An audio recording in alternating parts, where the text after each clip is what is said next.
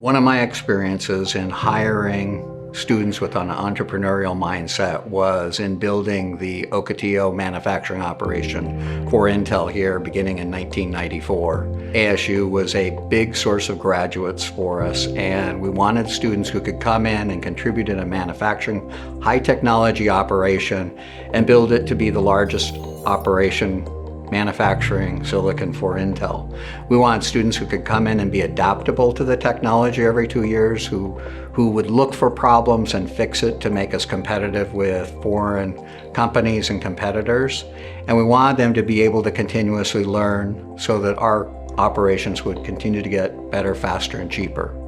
Another thing that I've noticed with students is they may be highly educated and extremely smart, but for them to understand how are you going to apply that in a corporation, they find it being very valuable. Therefore, to encourage kids to go on internships or to do work study or to just get out and network the industry and develop that mindset of what it's like to transition from an education to a company, and then how to continuously enhance their education after they leave the university.